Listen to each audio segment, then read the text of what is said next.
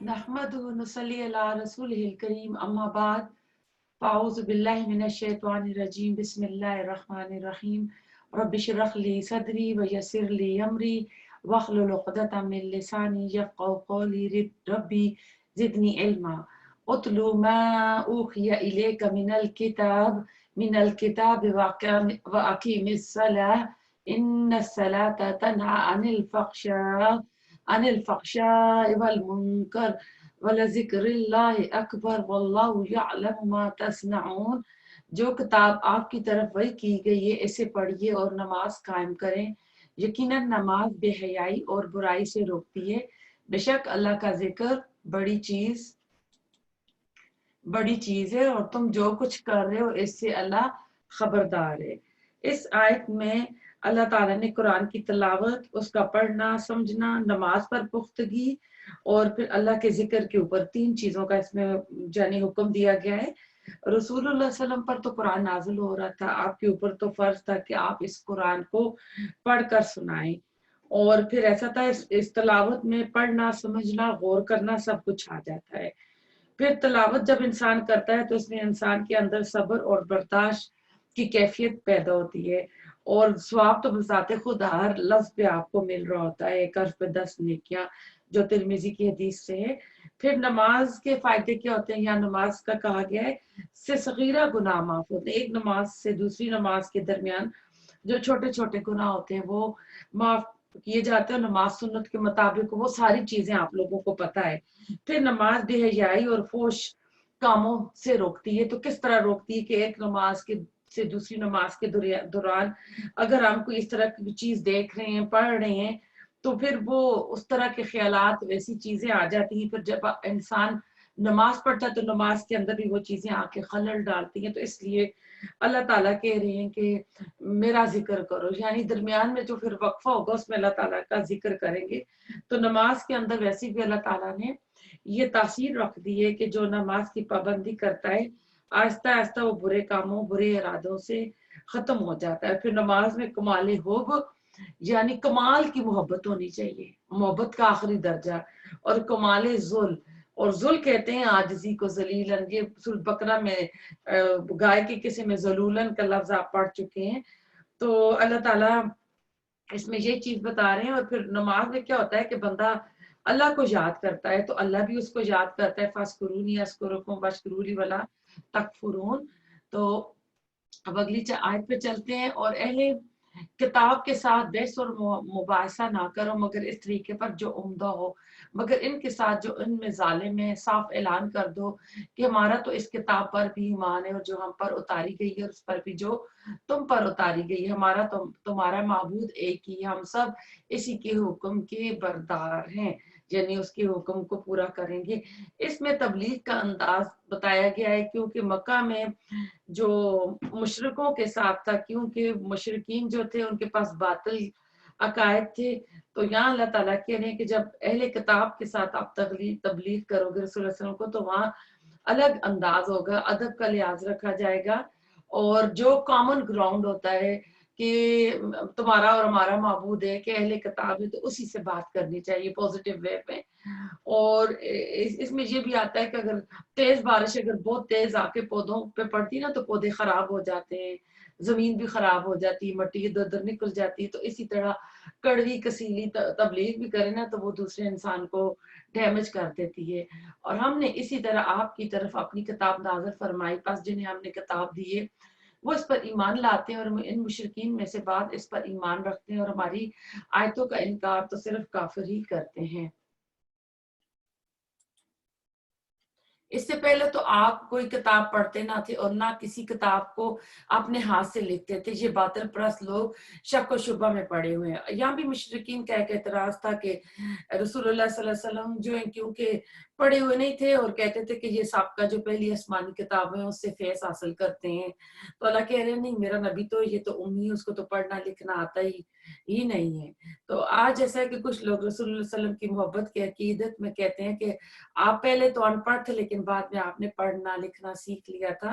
तो वो भी गलत है क्योंकि जो हुदैबिया की ट्रीटी हुई थी वो 6 हिजरी को हुई थी और उस वक्त रसूलुल्लाह सल्लल्लाहु अलैहि वसल्लम की उम्र तकरीबन 59 साल हो गई थी। तो आप حضرت علی وہ نام نہیں مٹانا چاہ رہے تھے محمد رسول اللہ کا، تو آپ نے کہا تھا مجھے بتاؤ وہ کون سی جگہ ہے، انگلی رکھو تو میں مٹا دیتا ہوں.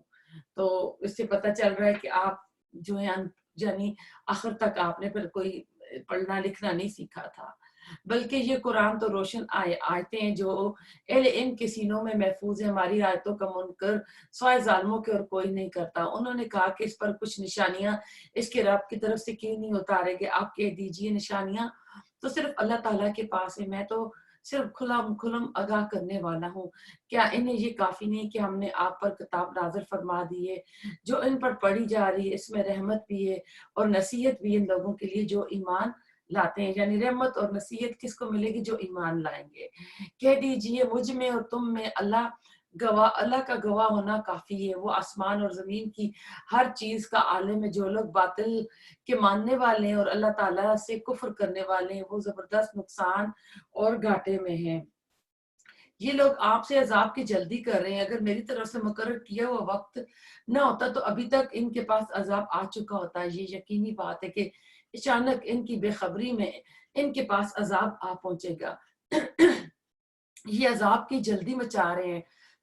تسلی رکھیں جہنم کافروں کو گھیر لینے والی ہے. اس دن ان کے اوپر تلے سے انہیں عذاب ڈھانپ رہا ہوگا. اللہ تعالیٰ فرمائے گا اب اپنے بدعمال کا مزہ چکھو. اے میرے ایمان والے بندو، میری زمین بہت کشادہ ہے سو تم میری ہی عبادت کرو. ہر جاندار موت کا مزہ چکھنے والا ہے اور پھر تم سب ہماری ہی طرف لوٹائے جاؤ گے. پیچھے کیونکہ ہجرت کی بات ہوئی ہے تو عموماً انسان ہجرت اس لیے بھی نہیں کرتا کہ ایک جگہ سیٹ ہوتا ہے اس کا گھر بار رشتہ دار سب کچھ ہوتا ہے، دوسری جگہ جائیں نئے سرے سے کرنا پڑتا ہے. اور کئی بار ایسا ہے اگر گناہوں سے ہجرت کر رہے ہیں، اگر کسی کا کوئی حرام کاروبار ہے تو وہ حلال کی طرف جا رہا ہے تو انسان کو یہی ہوتا ہے کہ کیا ہوگا. تو اللہ تعالیٰ کہہ رہے ہیں کہ موت تو آئے گی اگر ہجرت کرو نہ کرو، یہ گناہوں سے آپ نیکیوں کی طرف آؤ نہ آؤ تو یعنی موت تو ہر حالت میں آئے گی، اس سے تو کوئی جان چھڑا نہیں سکتا ہے. اور جو لوگ ایمان لائے اور نیک کام کیے ہیں ہم یقیناً جنت کے ان بالخانوں میں جگہ دیں گے جن کے نیچے چشمے بہ رہے ہیں، جہاں وہ ہمیشہ رہیں گے. اور کام کرنے والوں کا کتنا ہی اچھا اجر ہے، اور جنہوں نے صبر کیا اور اپنے رب پر بھروسہ رکھتے ہیں. تو ایسا ہے کہ صحابہ کرام کو مکہ میں بہت تنگ کیا جا رہا تھا. جو پیچھے ہجرت کی آیات آئیں انہوں نے ہجرت حبشہ کی طرف کی تھی، تو اس میں بھی ان کو ایک طرح سے یہ تسلیاں دی جا رہی ہیں کہ جنہوں نے صبر کیا، اپنے رب پر بھروسہ کیا، یعنی اپنے رب پہ توکل کر کے گئے ہیں نا، تو پھر آگے اللہ تعالیٰ اور ان کو تھوڑی امیدیں دلا رہے ہیں کہ آپ آس پاس دیکھیں کہ اور بہت سے جانور ہیں جو اپنی روزی اٹھائے نہیں پھرتے، ان سب کو اور تمہیں بھی اللہ ہی روزی دیتا ہے، وہ بڑا ہی سننے اور جاننے والا ہے. کہتے ہیں کہ اگر کسی کو توکل سیکھنا ہو تو پرندوں سے سیکھیں کہ صبح خالی پیٹ اپنے گھونسلوں سے نکلتے ہیں اور جب شام کو واپس جا رہے ہوتے ہیں تو اپنے بچوں کے لیے بھی اپنی چونچوں میں اپنے پنجوں میں ان کے لیے بھی فوڈ لے کر جا رہے ہوتے ہیں. اگر آپ ان سے پوچھیں کہ زمین اور آسمان کا خالق اور سورج چاند کا کو کام پہ لگانے والا کون ہے تو ان کا جواب یہی ہوگا اللہ تعالیٰ. تو پھر کدھر سے الٹائے جا رہے ہو؟ اللہ تعالیٰ اپنے بندوں میں سے جسے چاہے فراخ روزی دیتا ہے اور جسے چاہے تنگ. یقیناً اللہ تعالیٰ ہر چیز جاننے والا ہے. اور اگر آپ ان سے سوال کریں آسمان سے پانی اتار کر زمین کو اس کی موت کے بعد زندہ کس نے کیا تو یقیناً ان کا جواب یہی ہوگا کہ اللہ تعالیٰ نے. تو آپ کہہ دیں کہ ہر تعریف اللہ ہی کے لیے ہے، بلکہ ان میں سے اکثر بے عقل ہے. اور دنیا کی یہ زندگانی تو میں کھیل تماشا ہے، البتہ آخرت کے گھر کی زندگی ہی حقیقی زندگی ہے. کاش یہ لوگ جانتے ہوتے. تو اللہ تعالیٰ اپنی قدرتیں دکھا کے تو اللہ تعالیٰ پھر کہہ رہے ہیں کہ جو آخرت جو ہے نا وہ تو اصلی گھر ہوگا جہاں ساری نعمتیں ہوں گی. دنیا تو ایک کھیل اور تماشا ہے. تو ایسا ہے کہ آج ہم اپنے آپ کے غور کریں کہ ہم کیا دنیا میں اتنے انوالو تو نہیں ہوئے ہیں. لاہب کہتے ہیں کھلاڑی کو یعنی پلیئر جو ہوتا ہے، اور ملعب ہوتا ہے پلے گراؤنڈ ہوتا ہے. تو اصل زندگی تو جو ہے وہ ہے جو آباد میں ہوگی. تو دیکھتے ہیں کہ کون ہم میں سے اس دنیا کی زندگی میں رہ کے آخرت بناتا ہے. بس یہ لوگ جب کشتیوں میں سوار ہوتے ہیں تو اللہ تعالیٰ ہی کو پکارتے ہیں اور اس کے لیے عبادت کو خالص کر کے پھر جب وہ انہیں خشکی کی طرف بچا لاتا ہے تو اسی وقت وہ شرک کرنے لگتے ہیں. اور اکرمہ بن جہل کا واقعہ آپ کو پتا ہے کیونکہ آگے صورت آ رہی ہیں ان میں کافی اور بھی ڈیٹیل آ رہی ہے. جو چیزیں آپ پڑھ چکے ہیں ان کو ایسے ہی گزریں گے تاکہ وہ ہماری دی ہوئی نعمتوں سے مکرتے رہیں اور بردرتے رہیں. ابھی انہیں پتہ چل جائے گا. کیا یہ نہیں دیکھتے کہ ہم نے حرم کو امن بنا دی حالانکہ ان کے ارد گرد کے لوگ اچک لیے جاتے ہیں. کیا یہ باطل پر یقین تو رکھتے ہیں اور اللہ تعالیٰ کی نعمتوں پر ناشکری کرتے ہیں. تو اللہ تعالیٰ یہ مکہ والوں کا جو ایک ایٹیٹیوڈ ہے وہ بتا رہے ہیں کہ اس حرم کے پاس بہن ہونے کی وجہ سے ٹرائبل لائف ہے, جو بھی سفر کرتے ہیں ان کے قافلے اچک لیے جاتے ہیں. لیکن کیونکہ ان کو کعبے کی وجہ سے عزت ملی ہوئی ہے اور یہ جہاں بھی جاتے ہیں سفر کرتے ہیں شام کو یمن کو تو کیا ہوتا ہے کہ ان کو کوئی ہاتھ نہیں لگاتا. تو اللہ تعالیٰ کہتے ہیں کہ یہ پھر بھی باطل کے اوپر یقین رکھتے اور میری نعمتوں کی ناشکری کرتے ہیں. پھر انہی کے اوپر ہو رہا ہے. اور تبصرہ کہ اس سے بڑا ظالم کون ہوگا جو اللہ پر جھوٹ باندھے یا جب حق اس کے پاس آ جائے اور اسے جھٹلائے. کیا ایسے کافروں کا ٹھکانہ جہنم نہیں ہوگا؟ یعنی وہ تو جان بوجھ کے اعمال ہی ایسے کر رہے ہیں کہ وہ اس ٹھکانے کو پہنچے. اور جو لوگ ہماری راہ میں مشقتیں برداشت کرتے ہیں ہم انہیں اپنی راہیں ضرور دکھا دیں گے. یقیناً اللہ تعالیٰ نیکوکاروں کا ساتھی ہے. تو جو بھی اللہ کے راستے میں جو بھی تکلیف اٹھاتا ہے تو اللہ تعالیٰ اس کو اس کا بھرپور بدلہ دے گا. سورۃ الروم بسم اللہ الرحمن الرحیم. الف لام میم غلبت الروم فی ادنى الارض وهم من بعد علیہم سیغلبون. شروع کرتی ہوں اللہ کے نام سے, بہت مہربان نہایت رحم فرمانے والا ہے. الف لام میم. رومی مغلوب ہو گئے نزدیک کی زمین پر اور وہ مغلوب ہونے کے بعد عنقریب غالب آ جائیں گے چند ہی سال میں. اس سے پہلے اس کے بعد بھی اختیار اللہ تعالیٰ کا ہی ہے. اس روز مسلمان شادماں ہوں گے اللہ کی مدد سے. وہ جس کو چاہتا ہے مدد کرتا ہے اور اصل غالب اور مہربان وہی ہے. اللہ کا وعدہ, اللہ تعالیٰ اپنے وعدے کا خلاف نہیں کرتا لیکن اکثر لوگ نہیں جانتے. اصل میں جب رسول اللہ صلی اللہ علیہ وسلم مبعوث ہوئے نبوت پہ تو اس وقت 2 سپر پاور تھیں, فارس اور روم. غسان بھی تھا, حبشہ بھی تھا, لیکن یہ سب 2 یعنی سپر پاور یہ دونوں تھیں کہ آپس میں لڑائی جھگڑے بھی لگے رہتے تھے. تو اس جو شروع کی آیات پڑھی ہیں ان میں 2 پیشن گوئیوں کا ذکر ہے جو اسلام اور رسول اللہ کی سچائی کی دلیل ہے. پہلی پیشن گوئی یہ تھی کہ آج روم شکست کھا گیا ہے لیکن چند سالوں بعد وہ ایران پر غالب آئے گا. دوسری پیشن گوئی یہ تھی کہ آج مسلمان مشرکین مکہ کے ہاتھوں مظلوم ہیں تو ان کو بھی اللہ تعالیٰ ایک دن مکہ پر غلبہ عطا کرے گا. جس دن روم ایران پر غالب ہوگا اسی دن جو ہے مسلمانوں کو بھی اللہ تعالیٰ خوشخبری دے گا.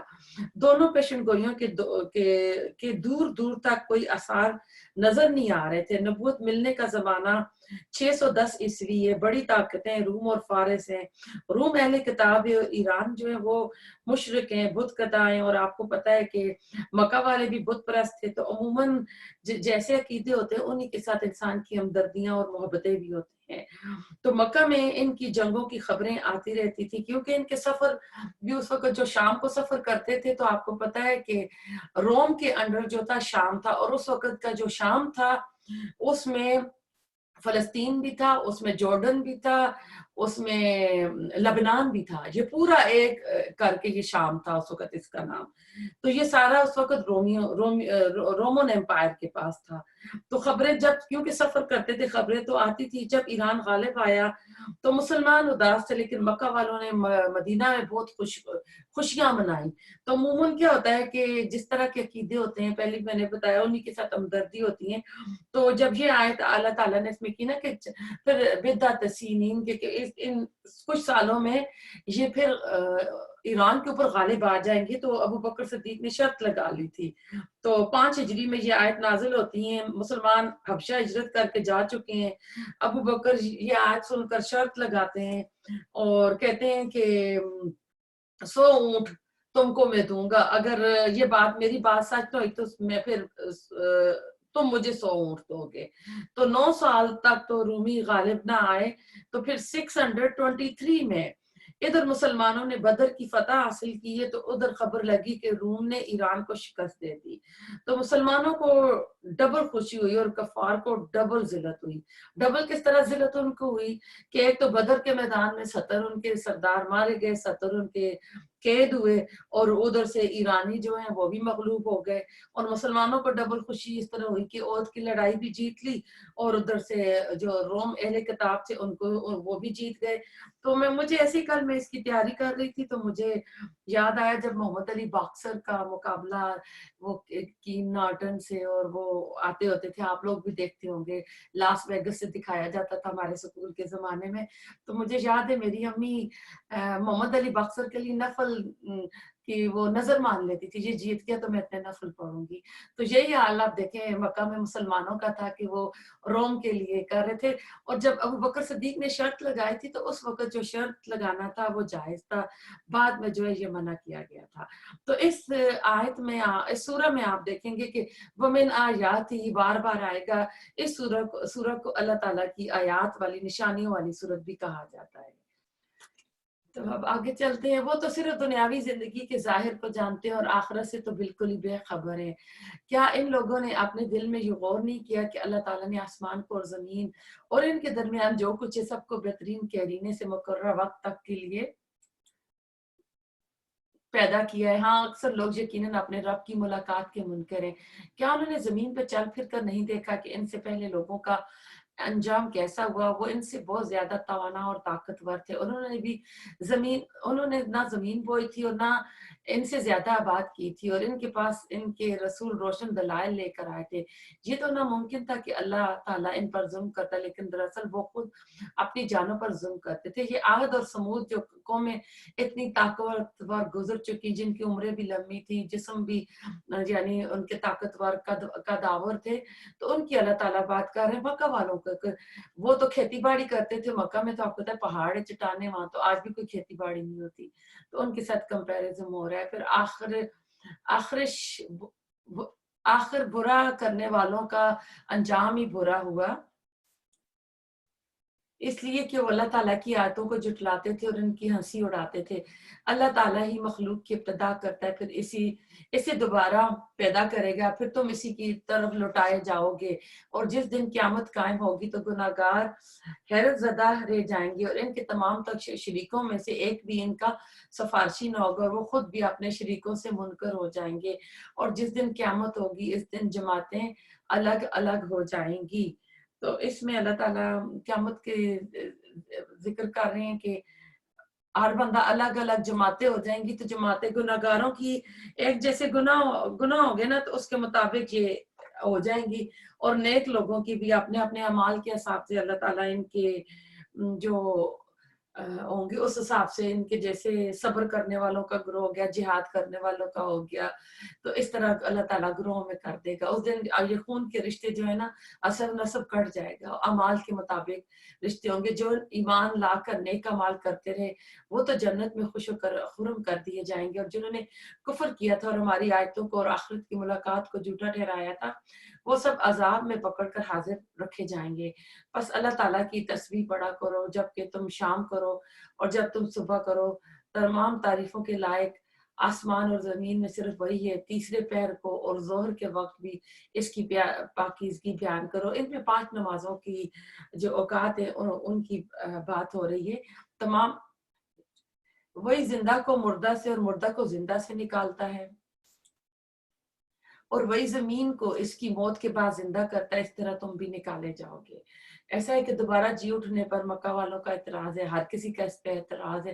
اللہ تعالیٰ کہتے ہیں کہ تمہارے سامنے زمین مردہ ہو جاتی ہے، جب بارش ہوتی ہے تو دوبارہ زندہ ہو جاتی ہے، اور اکثر آپ نے دیکھا ہوگا کہ سردیوں میں آپ کے پودے جو سخت سردی پالا پڑنے سے بالکل جل جاتے ہیں، ختم ہو جاتے ہیں، جب موسم بہار اپنے جوبن پہ آتا ہے تو زمین کے اندر سے وہی جو آپ کا پودا ہوتا ہے نیچے سے اندر نئے نکل آتے ہیں۔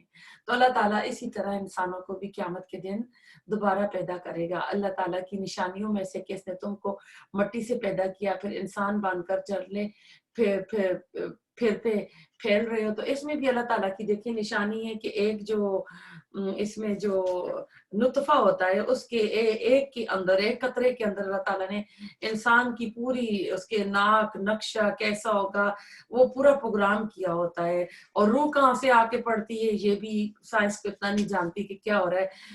ڈاکٹر کھڑے ہوتے ہیں، روح نکل جاتی، مشینیں چیک کر کے بتاتے ہیں جی ہاں جی بندہ مر گیا ہے. اور اس کی نشانیوں میں سے کہ تمہاری جن سے بیویاں پیدا کی تاکہ تم ان سے آرام پاؤ، اس نے تمہارے درمیان محبت اور ہمدردی قائم کر دی. یقیناً غور و فکر کرنے والوں کے لیے اس میں بہت سی نشانیاں ہیں. اب اس میں اللہ تعالیٰ، جو آپ کو پتہ ہے کہ اللہ تعالیٰ نے سارے رشتے اللہ تعالیٰ نے بنائے، اولاد کے، ماں باپ کے، بہن بھائی کے، ہم خاندانی رشتوں میں جن میں ہم جکڑے ہوئے ہیں، لیکن اس میں کسی رشتے کو اللہ تعالیٰ نے اپنی نشانی نہیں قرار دیا سوائے میاں بیوی کے رشتے کو. تو اللہ کہہ رہے ہیں کہ یہ میری نشانیوں میں سے. تو آپ دیکھیں کہ دو نکاح کے بول پڑے جاتے ہیں تو اللہ تعالیٰ اس جوڑے کے اندر اتنی محبت رکھ دیتا ہے. تو یہ اس طرح اللہ تعالیٰ کہہ رہے ہیں کہ ہم نے اس کا یہ جو جوڑا جو بنایا. پھر اس کی قدرت کی نشانیوں میں سے آسمان اور زمین کی پیدائش اور تمہاری زبانوں اور رنگوں کا اختلاف بھی ہے. دانش مندوں کے لیے اس میں یقیناً بڑی نشانیاں ہیں. تو اب یہ دیکھیں کہ اس میں بھی کہ اللہ تعالیٰ آسمان اور زمین کی بڑی نشانیوں کے بعد کہہ رہے ہیں تمہاری زبانوں اور رنگوں کا اختلاف، یعنی زبانیں الگ ہوتی ہیں، رنگ الگ ہوتے ہیں. اب ہم امریکہ میں رہے ہیں تو یہاں شادیاں الگ الگ کنٹریز کے اس میں ہو رہی ہیں. تو اس سے ہم بخوبی اس کو لگا سکتے ہیں کہ اللہ تعالیٰ کس طرح نکاح ہو جاتا ہے تو اللہ تعالیٰ میاں بیوی کے رشتے میں محبت ڈال دیتے ہیں. اور بھی اس کی قدرت کی نشانی تمہاری راتوں اور دن کی نیند اور اس کے فضل یعنی روزی کو تمہارا تلاش کرنا بھی ہے. جو لوگ کان لگا کر سننے کے عادی ہیں ان کے لیے تو اس میں بہت نشانی، یعنی جو اس قرآن کو سنیں گے، آس پاس دیکھیں گے تو پھر اس کے لیے نشانی. اور اس کی نشانیوں میں ایک یہ بھی ہے کہ وہ تمہیں ڈرانے اور امیدوار بنانے کے لیے بجلیاں دکھاتا ہے اور آسمان سے بارش برساتا ہے اور سے مردہ زمین کو زندہ کر دیتا ہے. اس میں بھی عقل مندوں کے لیے بہت سی نشانیاں ہیں. اس کی ایک نشانی یہ بھی ہے کہ آسمان اور زمین اسی کے حکم سے قائم ہے. پھر وہ جب تمہیں آواز دے گا، صرف ایک بار کی آواز کے ساتھ ہی تم سب زمین سے نکل آؤ گے. یہ سور پھونکنے کی طرف اشارہ کیا جا رہا ہے. اور زمین اور آسمان کی ہر چیز اس کی ملکیت ہے اور ہر ایک اس کے فرمان کے ماتحت ہے. وہی ہے جو اول بار مخلوق کو پیدا کرتا ہے پھر اسے دوبارہ پیدا کرے گا، اور یہ تو اس پر بہت آسان ہے. اسی کی بہترین اور اعلیٰ صفت ہے آسمانوں میں اور زمین میں بھی، اور وہی غلبے والا اور حکمت والا ہے کہ تم اور وہ اس میں برابر درجے کے، اور تم ان کا ایسا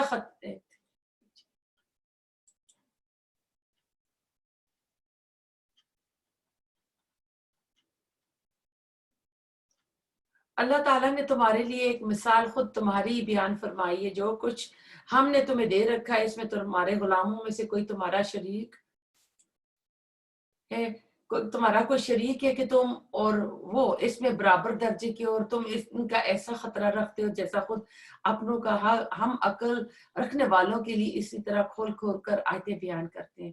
اللہ تعالیٰ کہتے ہیں کہ جب تمہیں ہم نے نعمتیں دی ہیں تم اس میں سے اپنے جو کام والے ہیں ان کا حصہ نہیں ان کو کرتے کہ تمہارے برابر نہ آ جائیں. تو پھر میری خدائی میں، میری قدرت میں تم میرے ساتھ کس طرح یہ پارٹنر کھڑے کر دیتے ہو. بلکہ باز یہ کہ ظالم لوگ بغیر علم کے خواہش پرستی کر رہے ہیں. اسے کون راہ دکھائے جسے اللہ تعالیٰ راہ سے ہٹا دے. ان کا ایک بھی مددگار نہیں. بس آپ ایک سو ہو کر اپنا منہ دین کی طرف متوجہ کر دیں.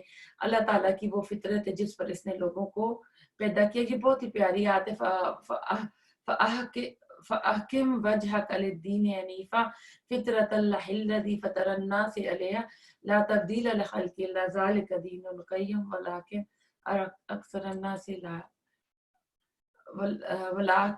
أَكْثَرَ النَّاسِ لَا يَعْلَمُونَ. کہ پیدا کیا ہے اللہ تعالیٰ کے بنائے کو بدلنا نہیں، یہی سیدھا دین ہے، لیکن اکثر لوگ نہیں سمجھتے. اس آیت کو کچھ لوگ کہتے ہیں کہ اگر آپ اس آیت کو صبح شام پڑھیں تو اللہ تعالیٰ آپ کے جو یعنی باڈی پارٹس ہیں یعنی بیماری سے اس سے کچھ ان میں کچھ نقص نہیں آتا، آپ صحت مند رہتے ہیں. لوگوں اللہ تعالیٰ کی طرف رجوع ہو کر اس سے ڈرتے رہو اور نماز قائم رکھو اور مشرکین میں سے نہ ہو جاؤ. ان لوگوں میں سے جنہوں نے اپنے دین کے ٹکڑے ٹکڑے کر دیے اور خود بھی گروہ گروہ ہو گئے، ہر گروہ اس چیز پر جو اس کے پاس سے اس میں مگن ہے. آج یہی حال دیکھو انہوں نے کیا, اور مسلمانوں نے بھی آج دین کے الگ الگ فرقے کر دی ہیں. تو اب ہمارے یہاں بھی 3 بڑے, ایک اہل حدیث جو ہے قرآن اور سنت کے ساتھ اپنے آپ کو جوڑتا ہے, ایک گروہ, ایک جو ہے وہ بریلوی بن جاتے ہیں, اور ایک جو ہے دیوبندی ہیں. تو جو دیوبندی اور بریلوی ہے یہ بھی انڈیا کے 2 شہر ہیں, ان شہروں سے ان کی ساتھ نسبت ہے. ہونا تو یہ چاہیے تھا کہ دین پر آ گئے تھے تو شہروں سے نسبت نہ رکھتے, رسول اللہ صلی اللہ علیہ وسلم کی طرف رکھتے. پھر ایسا ہے کہ 4 امام گزرے ہیں, تو اب ہمارے انڈیا پاکستان والے امام حنیفہ کو مانتے ہیں, امام حنیفہ نے اونچی آمین نہیں کہی تو ہم نہیں کہیں گے.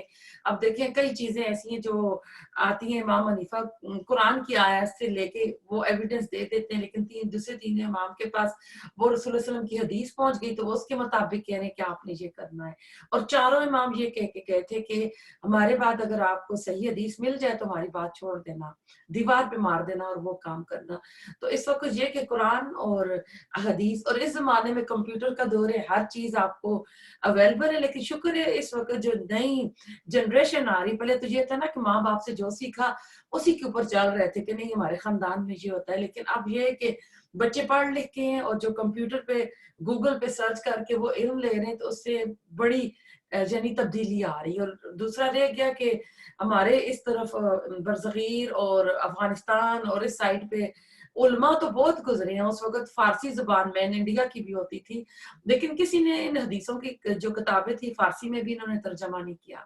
آپ کو پتہ ہے کہ صحیح البخاری کا ترجمہ 1920 میں ہوا ہے, اور اسی وجہ سے آپ دیکھیں کہ درمیان میں جو 400-500 سال گزرے ہیں نا, تو وہ صحیح حدیث نہیں آئی, تو اس لیے دین کا جو حلیہ ہے نا بگڑ گیا اور گروہ بن گئے.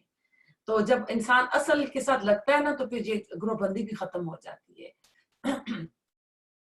لوگوں کو جب کوئی مصیبت پہنچتی ہے تو اپنے رب کی طرف پوری طرح رجوع ہو کر دعائیں کرتے ہیں. پھر جب وہ اپنی طرف سے رحمت کا ذائقہ چکھاتا ہے تو ان میں سے ایک جماعت اپنے رب کے ساتھ شرک کرنے لگتی ہے تاکہ وہ اس چیز کی ناشکری کرے جو ہم نے انہیں دی ہے. اچھا تم فائدہ اٹھا لو, ابھی ابھی تمہیں معلوم ہو جائے گا کہ ہم نے ان پر کوئی دلیل نازل کی ہے جو اسے بیان کرتی ہے جیسے یہ اللہ کے ساتھ شریک کر رہے ہیں. اور جب ہم لوگوں کو رحمت کا مزہ چکھاتے ہیں تو وہ خوب خوش ہو جاتے ہیں, اور اگر ان کے ہاتھوں کے کرتوت کی وجہ سے کوئی برائی پہنچے تو ایک دم وہ محض نا امید ہو جاتے ہیں. اس سے پتہ چلتا ہے کہ جب اوپر بندے کے اوپر کوئی مصیبت آتی ہے تو وہ اس کے اپنے ہاتھوں کی کمائی کی وجہ سے, یعنی ہم ہی کچھ نہ کچھ غلط کار ہوتے ہیں تو آتی ہے. کیا انہوں نے یہ نہیں دیکھا کہ اللہ تعالیٰ جسے چاہے کشادہ روزی دیتا ہے اور جسے چاہے تنگ کر دیتا ہے. اس میں بھی ان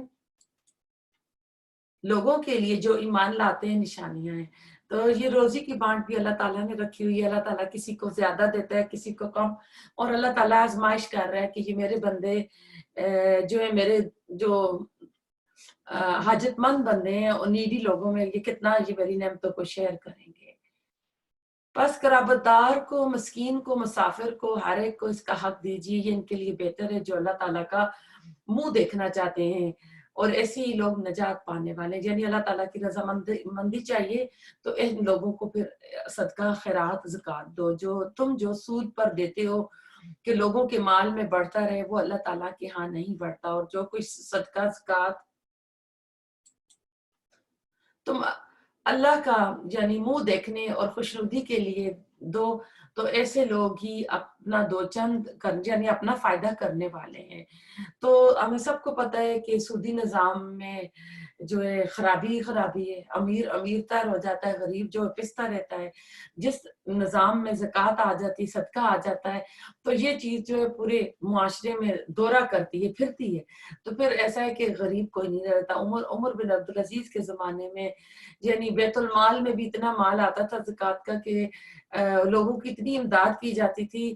اتنا اچھا دور تھا کہ وہ پیسے لے کے نکلتے تھے, باہر زکوٰۃ لینے والا ملتا نہیں تھا.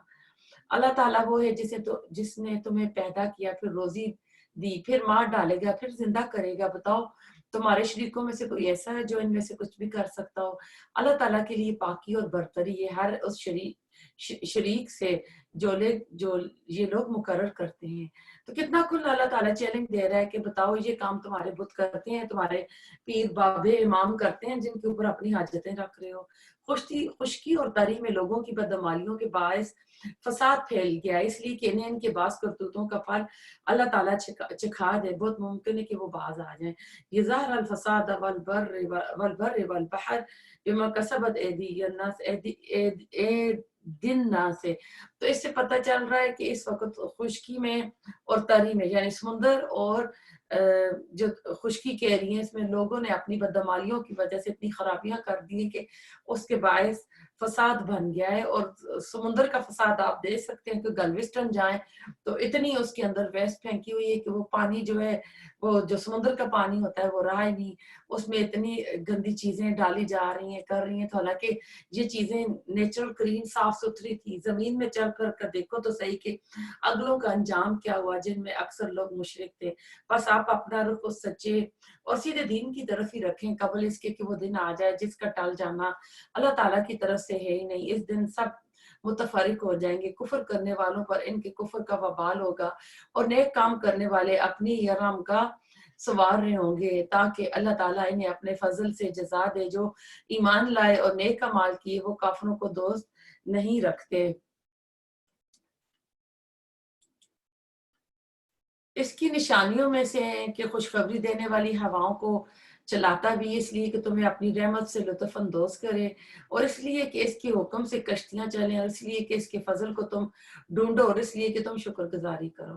اب ٹھنڈی ہوائیں آتی ہیں تو پہلی خوشخبری دے دیتی ہیں کہ بارش آنے والی, یا آس پاس کے ایریے میں بارش ہو رہی ہے. اور پھر سمندر میں جو کشتیوں میں سفر کرتے ہیں تو ایک جگہ سے دوسری جگہ کاروبار بزنس کے لیے, اور سمندر سے جو چیزیں نکالتے ہیں, یہ سب اللہ تعالیٰ کا فضل ہے. اور ہم نے آپ سے پہلے بھی اپنے رسولوں کو ان کی قوم کی طرف بھیجا, وہ ان کے پاس دلیلیں لائے, پھر ہم نے گناہ گاروں سے انتقام لیا. ہم پر مومنوں کی مدد کرنا لازم ہے. اب دیکھیں ایمان کے کتنے فائدے ہیں. اللہ کہہ رہے ہیں کہ مدد کرنا لازم ہے. اللہ تعالیٰ ہمیں پکا ایمان والا بنا دے. اللہ تعالیٰ ہوائیں چلاتا ہے, وہ بادلوں کو اٹھاتی ہیں, پھر اللہ تعالیٰ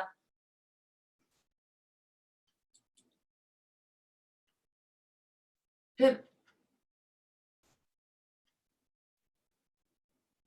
وہ بادلوں کو اٹھاتی ہیں, پھر اللہ تعالیٰ اپنی مرضی کے مطابق اسے آسمان پر پھیلا دیتا ہے اور اس کے ٹکڑے ٹکڑے کر دیتا ہے. پھر آپ دیکھتے ہیں کہ اس کے اندر سے قطرے نکلتے ہیں, اور جنہیں اللہ چاہتا ہے ان بندوں پر وہ بارش برساتا ہے, اور وہ خوش ہو جاتے ہیں. تو جو سارا نیچے سے پانی جا کر بادل بنتے ہیں, پورا اللہ تعالیٰ نے وہ جو سائیکل ہے وہ بتا دیا. یقین ماننا کہ بارش ان پر برسنے سے پہلے تو وہ نا امید ہو رہے ہوتے ہیں. بس آپ رحمت الہی کے آثار دیکھیں کہ زمین کی موت کے بعد کس طرح اللہ تعالیٰ اسے زندہ کرتا ہے. کچھ شک نہیں کہ وہی مردوں کو زندہ کرنے والا ہے, اور ہر چیز پر وہ قادر ہے. اگر ہم تیز ہوائیں چلا دیں تو یہ لوگ انہی کھیتوں کو مرجھائی ہوئی زرد پڑی ہوئی دیکھ لیں تو پھر اس کے بعد ناشکری کرنے لگیں. بے شک آپ مردوں کو نہیں سنا سکتے اور نہ بہروں کو اپنی آواز سنا سکتے ہیں جبکہ وہ پیٹ پھیر کر مڑ گئے ہوں. اور نہ آپ اندھوں کو ان کی گمراہی سے ہدایت کرنے والے ہیں. آپ تو صرف انہی لوگوں کو سناتے ہیں جو ہماری آیتوں پر یقین رکھتے ہیں, پس وہی اطاعت کرنے والے ہیں. اللہ تعالیٰ وہ ہے جس نے تمہیں کمزوری کی حالت میں پیدا کیا, پھر اس کمزوری کے بعد توانائی دی, پھر اس توانائی یعنی قوت دی, اور اس قوت کے بعد کمزوری اور بڑھاپا دیا. وہ جو چاہتا ہے پیدا کرتا ہے. جب بچہ پیدا ہوتا ہے تو کتنا کمزور ہے, اس طرف اللہ تعالیٰ اشارہ کر رہے ہیں.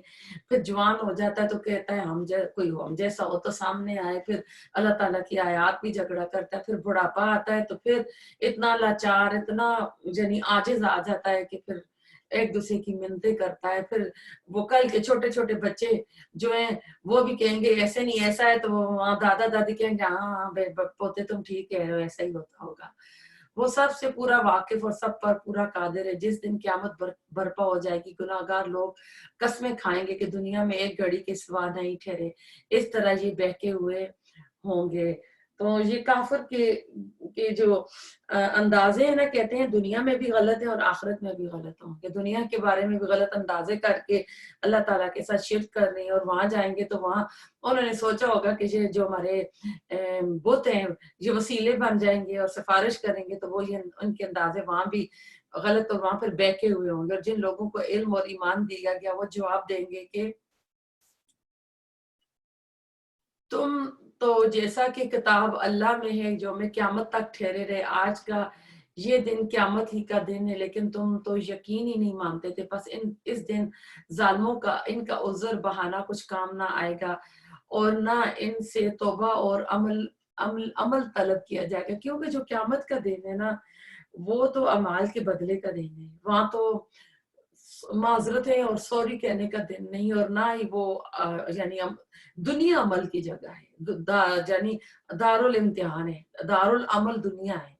بے شک ہم نے اس قرآن میں لوگوں کے سامنے کل مسالے بیان کر دی، آپ ان کے پاس کوئی بھی نشانی لائیں، یہ کافر تو یہی کہیں گے کہ تم بیہودہ گو اور بالکل جھوٹے ہو۔ اب نشانیاں تین طرح کی تو ہم نے پہلے بھی دو طرح کی ہیں، کہ ایک چلے تین طرح کی کر لیتے ہیں، ایک تو ہوتی ہیں آفاق کی نشانیاں، کائنات کی نشانیاں، دوسری جو ہے قرآن کی نشانیاں، آیات جو ہم پڑھ رہے ہیں یہ اللہ تعالیٰ کی نشانیاں ہیں، اور ایک نشانیاں انسان کی اپنے جسم کے اندر ہے، آیات النفس جو ہیں، اور پھر ایک آیات نشانیاں قرآن میں اللہ تعالیٰ نے دی ہیں جو بے ایام اللہ، یعنی وہ دن جن پہ اللہ تعالیٰ نے پچھلی قوموں کے اوپر ظلم کیے تھے وہ نشانیاں، اور پھر اس میں ایک وہ بھی آ جاتی ہیں کہ اللہ تعالیٰ جو دنیا میں ان کو ڈانٹ ڈپٹ کرتا رہتا ہے، بڑے یعنی عذاب کے آنے سے پہلے ان کے اوپر جو آتی رہتی ہیں، یہ ساری اللہ تعالیٰ کی نشانی، اور اس وقت بھی ہم اللہ تعالیٰ کی ایک نشانی کا جو ٹائم پیریڈ ہے نا ہم گزر رہے ہیں، کہ یہ بھی جو ایک چیز آئی ہوئی ہے یہ اللہ تعالیٰ کی ایک نشانی ہے، اور اس اتنی یعنی ترقی یافتہ دور میں آپ دیکھ لیں کہ ایک چیز جو آنکھوں سے نہیں نظر آ رہی ہے، اور کتنے ڈرے خوفے سہمے ہوئے ہم بیٹھے ہوئے ہیں،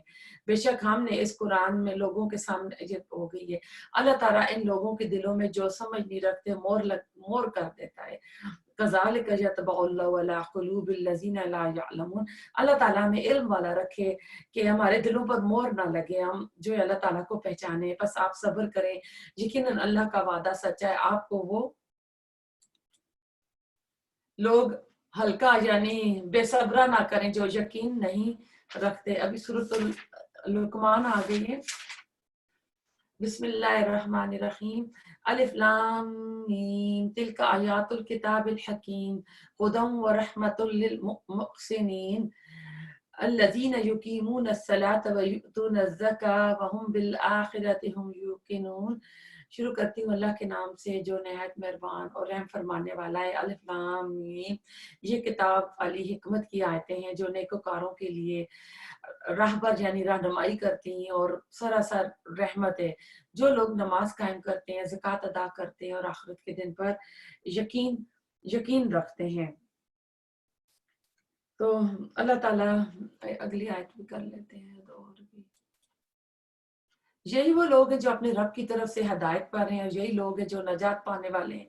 آپ نے دیکھا یہ سورۃ الف لام میم سے شروع ہو رہی ہے، اور آگے چل کے الذین سے اس کی آیات جو ہے بالکل سورۃ بقرہ کے جو پہلا رکوع ہے جہاں متقین کی 6 صفات ہیں بالکل اس سے ملتی جلتی ہیں، اور یہی لوگ ہیں جو اپنے رب کی طرف سے ہدایت پر ہیں، اور یہی لوگ ہیں جو نجات پانے والے ہیں۔ اور بعض لوگ ایسے بھی ہیں جو لغو باتوں کو مول لیتے ہیں کہ بے علمی کے ساتھ لوگوں کو اللہ کی راہ سے بہکائیں اور اسے ہنسی بنائیں، یہی وہ لوگ ہیں جن کے لیے رسوا کرنے والا عذاب ہے۔ تو ایسا ہے کہ یہ جو چھٹی آیت ہے اس میں لہو الحدیث کا لفظ آیا ہے، تو لہو الحدیث ہر وہ بات، ہر وہ کھیل تماشا تفریح جو انسان کو اللہ سے غافل کر دے، خواہ وہ گانا بجانا ہو، ڈرامے ہوں، فلمیں ہوں، افسانے ہوں، دلچسپ ناول ہوں۔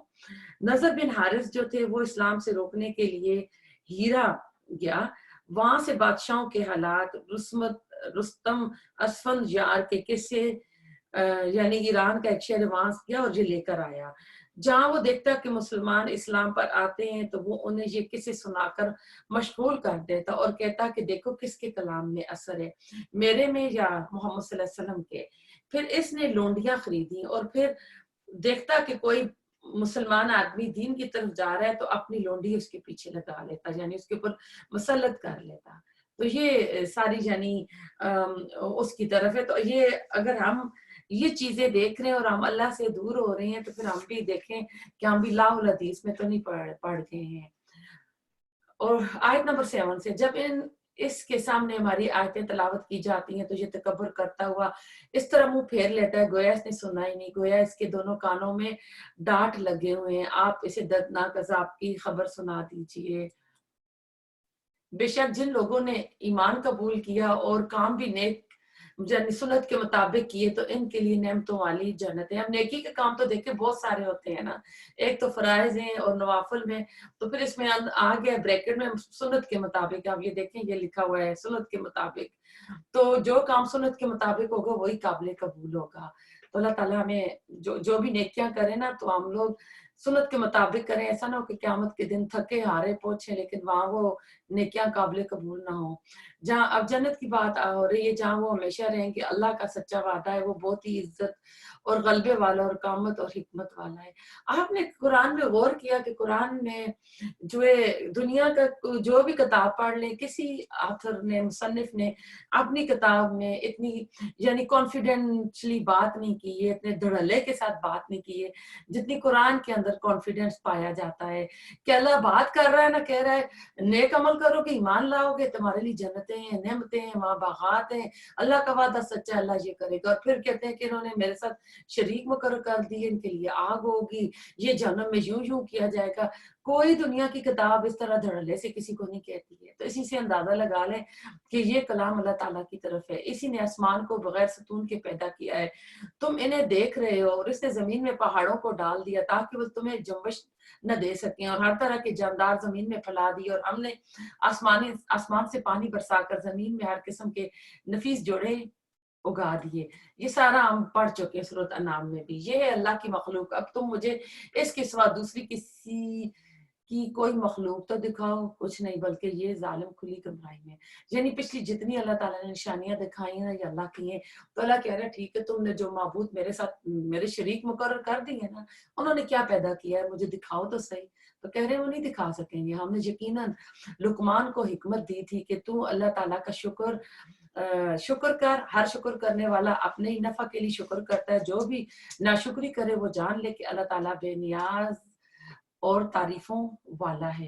تو اس میں حکیم لقمان کی بات چل رہی ہے، تو حکیم لقمان کون تھے، شکر کی تلقین کی جا رہی ہے۔ تو یہ ابشا جو مصر کے رہنے والے تھے، بعد میں شام کے ملک میں آ گئے تھے اور انہوں نے داؤد علیہ السلام کا زمانہ پایا تھا۔ کچھ کہتے ہیں کہ لوگ کی نبوت بھی ملے گی لیکن اس میں اختلاف تھے، اور ایسا ہے کہ یہ غلام تھے اور ان کی حکمت کی باتیں بہت مشہور ہیں، تو اس سے آپ دیکھ لیں یہ غلام تھے، حبشہ کے تھے، کالے تھے، لیکن انہوں نے جو اتنی اچھی اچھی باتیں کی، ان کی وہ اچھی اچھی باتیں اللہ تعالیٰ نے قیامت تک کے لیے اس قرآن میں رکھ دی ہیں۔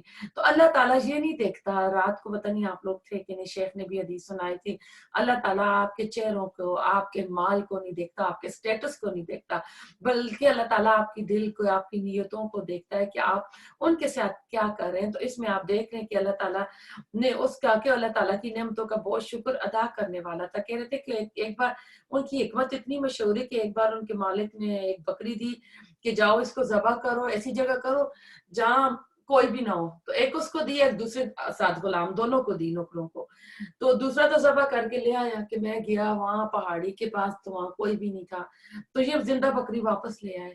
تو پوچھا بادشاہ نے یا جو بھی جس کے غلام تھے، تو کہنے لگے میں تو پہاڑوں میں گیا، میں صحرا میں گیا، میں تو کہیں بھی اکیلا نہیں تھا، اللہ میرے ساتھ تھا۔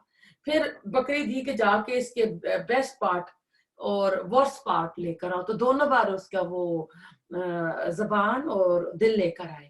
تو جب اچھے بھی لے کر آئے تو کہتے ہیں اگر اس کو آپ اچھا رکھو گے تو سب کچھ اچھا ہوگا، آپ کی زبان اور آپ کا دل۔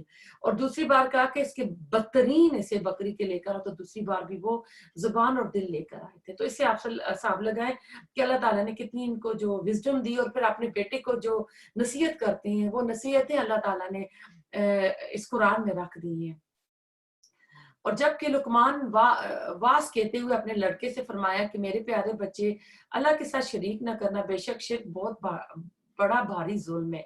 यहाँ शिर्क जुल्म के लफ्ज में भी आया है। जुल्म का मानी भी ये होता है कि किसी चीज को अपनी जगह से हटा के दूसरी जगह रख देना। जुल्म अंधेरा भी है, अरबी में रात को जालिमा भी बोलते हैं।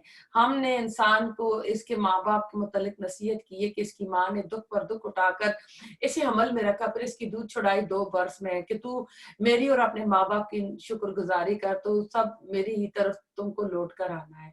तो हमने सूरत बकरा में भी पढ़ा था कि ये दूध छुड़ाने की जो उम्र है वो 2 साल पड़ी थी। फिर हमने सूरत एक दूसरी सूरत में उसको थोड़ा लंबा 30 माह पढ़े थे, तो उसमें उन्होंने प्रेगनेंसी की जो 6 माह 7वें माह भी तो बच्चा हो जाता है ना, तो उन्होंने वो सूरत अकाफ में पढ़ा था। हमल और दूध छुड़ाने की टोटल मुद्दत जो थी वो 30 महीने थी। तो उसमें उलमा ने रज़ात की मुद्दत 2 साल शुमार करके हमल की मदद को 6 महीने कर दिया था कि 7वें महीने भी बच्चा पैदा हो जाता है। लेकिन इमाम हनीफा जो है ना वो रज़ात की ज्यादा से ज्यादा उम्र 2.5 साल बताते हैं। मैं आपको कह रही ना कि नमाज सूरत फातिहा पढ़ने के सिलसिले में भी सूरत अल-अराफ की आयत है कि जब कुरान पढ़ा जाए तुम खामोश हो जाओ, गौर से सुनो कि तुम्हारे ऊपर रहम किया जाए। इस आयत को दलील बना के इमाम हनीफा ने कहा कि इमाम जब सूरत फातिहा पढ़ेगा तो मुक्तदी जो पीछे वो नहीं पढ़ेंगे।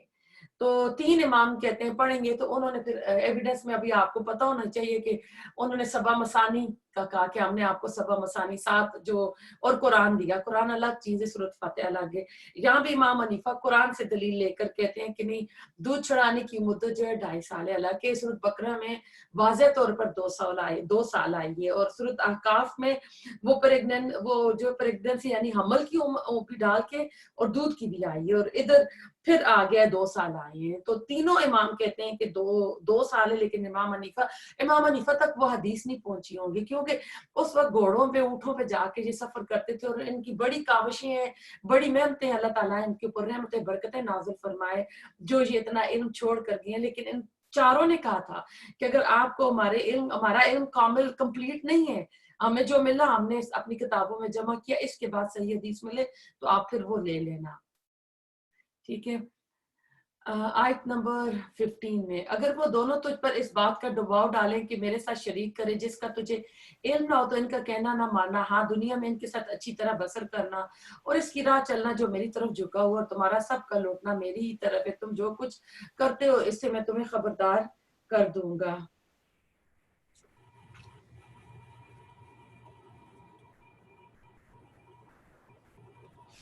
प्यारे बेटे, अगर कोई चीज राय के दाने के बराबर हो, फिर वो ख्वाह किसी चट्टान में हो या आसमान में हो या जमीन में हो, इसे अल्लाह ताला जरूर लाएगा। अल्लाह ताला बड़ा बारीक बीन और खबरदार है। यानी छोटी से छोटी राय के बराबर भी आपने कोई नेकी की होगी और अल्लाह ना करे कोई बुरा काम किया हो, तो क़यामत के दिन हम अमल नामे हमारे सामने मौजूद होगा। और फिर अपने बेटे से कह रहे हैं, मेरे प्यारे बेटे, तू नमाज कायम रखना, अच्छे कामों की नसीहत करते रहना, बुरे कामों से मना करना, जो मुसीबत तुम पर आ जाए सब्र करना, यकीन मान के ये बड़े ताकीदी कामों में से यानी बड़े अजीमत के कामों में से ये काम है। और लोगों के सामने अपने गाल ना फैला और जमीन पर इतरा करना चल, किसी तकबर करने वाले शकी खोरे को अल्लाह पसंद नहीं फरमाता। अपनी रफ्तार में मियाना रवैया इख्तियार कर, अपनी आवाज पस्त कर, यकीनन आवाजों में सबसे बदतर आवाज गद होती है। तो इसमें आजिज़ी का और तकबर से मना करने का बताया जा रहा है। तकबर के बारे में भी आपको हदीस बता चुकी हूँ। और फिर ये मियाना रवि रखना, यानी मिडल वाली, जब चलें तो बहुत तेज भी ना चलें कि आपने हील वाले जूते पहने, टक टक की आवाजें आ रही हैं, और बात करें तो आराम से, इतनी ऊंची ना करें कि आपके जो कहके लग रहे हैं, या आपकी आवाज जो है साथ वाले रूम में अगर आदमी बैठे हैं तो उधर जा रही है। यानी बात करने का जो अंदाज है वो भी मुआज़्ज़ब होना चाहिए। और गधे की आवाज जो है वो नापसंदीदा है। और एक हदीस में है कि जब मुर्ग अजान देता है तो वो फरिश्ते को देखकर अजान देता है, और जब गधा बोलता है तो इसको शैतान नजर आता है, तो इसलिए ये बोलता है। क्या तुम नहीं देखते कि अल्लाह ताला ने जमीन और आसमान की हर चीज को तुम्हारे काम में लगा रखा है, और तुम्हें अपनी ज़ाहिरी और बातनी नेमतें भरपूर दे रखी हैं। बाज लोग अल्लाह ताला के बारे में बगैर इल्म के और बगैर हदायत के और बगैर रोशन किताब के झगड़ा करते हैं। जब इनसे कहा जाता है कि अल्लाह की उतारी हुई वही की ताबेदारी करो, तो कहते हैं कि हमने तो जिस तरीक पर अपने बाप दादों को पाया है इसी की ताबेदारी करेंगे, अगरचे शैतान इनके बड़ों को दोज़ख के अजाब की तरफ बुलाता हो। اور جو شخص اپنے آپ کو اللہ کے تابع کر دے اور وہ بھی نیکوکار ہو، یقیناً اس نے مضبوط کڑا تھام لیا۔ تمام کاموں کا انجام اللہ کی طرف ہے۔ کافروں کے کفر سے آپ رنجیدہ نہ ہوں، آخر ان سب کا لوٹنا ہماری جانب ہی ہے، پھر ہم ان کو بتائیں گے جو انہوں نے کیا ہے، بے شک اللہ سینوں کے بھیدوں تک سے واقف ہے۔ ہم انہیں کچھ یوں ہی سا فائدہ دے دیں، لیکن بالآخر ہم انہیں نہایت بے چارگی کی حالت میں سخت عذاب کی طرف ہنکا لے جائیں گے۔ اگر آپ ان سے دریافت کریں کہ آسمان اور زمین کا خالق کون ہے تو یہ ضرور جواب دیں گے کہ اللہ۔ تو کہہ دیجئے سب تعریف اللہ کے لائق ہے، لیکن ان میں سے اکثر بے علم ہے۔ آسمانوں میں اور زمین میں جو کچھ ہے وہ سب اللہ ہی کا ہے، یقیناً اللہ تعالیٰ بہت بڑا، بے نیاز اور حمد و ثنا کے قابل ہے۔ روئے زمین کے تمام درختوں کے اگر کلمے بن جائیں اور تمام سمندروں کی سیاہی ہو اور اس کے بعد 7 سمندر اور ہوں، تاہم اللہ کے کلمات ختم نہیں ہو سکتے۔ بے شک اللہ تعالیٰ غالب اور باحکمت ہے۔ پہلے ہم نے سورۃ کاف میں پڑھا تھا، وہاں صرف 7 سمندروں کی بات ہے، یہاں اللہ تعالیٰ نے کہ مزید اور ان میں اتنے اور شامل ہو جائیں۔ تو اللہ کے کلمات سے مراد اللہ تعالیٰ کے عجائبات، کرشمے، اللہ تعالیٰ کی خوبیاں، اللہ تعالیٰ کی عظمتیں ہیں، اور اس کے علماء کہتے ہیں بے شمار پہلو ہیں۔ انسان کے اندر کے عجائبات ہیں، انسان کے بیرونی جو اللہ تعالیٰ نے رکھی ہیں دنیا کے عجائبات ہیں، انسان کی عقل اور علم ان دونوں میں کسی کا احاطہ نہیں کر سکتی۔ حیوانات کی 10 لاکھ انواع انسان کے علم میں آ چکی ہیں، اور یہی حال نباتات، جمادات اور سمندر کی مخلوق کا ہے۔ اللہ کی تخلیقی اور توصیفی کارنامے بہت ہیں۔ مثلاً بیشک وقت اربوں انسانوں کی پکار اللہ تعالیٰ سن لیتا ہے۔ ایک کی دعا سنتا ہے، اسے دوسروں کی دعائیں جو ہے نا، وہ ایک کی جب دعا سن رہا تھا نا، تو دوسری تمام مخلوقوں کی، جب مخلوق میں آپ کو پرند چرین سمندر کے سارے آ جاتے ہیں، ان کی پکار سے وہ یعنی وہ غافل نہیں ہوتا ہے، وہ ان کی بھی سن رہا ہوتا ہے۔ اس کی مخلوق میں صرف انسان نہیں ہے، وہ ایک چونٹی کی پکار بھی سنتا ہے، اسی طرح وہ ساری مخلوق کو دیکھ بھی رہا ہے، ظاہری اور باطنی حالات سے بھی واقف ہے۔ اگر وہ دیکھ رہے تو اللہ تعالیٰ علیم و بذات صدور کے لفظ آتے ہیں نا کہ سینے کے چھپے ہوئے بھیدوں کو بھی اللہ تعالیٰ جانتا ہے۔ تم سب کی پیدائش اور مرنے کے بعد زندہ کرنا ایسا ہی ہے جیسے کہ ایک جی کا، بے شک اللہ تعالیٰ سننے والا اور دیکھنے والا ہے۔ کیا آپ نہیں دیکھتے کہ اللہ تعالیٰ رات کو دن میں، دن کو رات میں کھپا دیتا ہے، سورج چاند کو اسی طرح فرما بردار کر کے رکھا ہے، ہر ایک مقررہ وقت تک چلتا رہے۔ اللہ تعالیٰ ہر چیز سے جو تم کرتے ہو خبردار ہے۔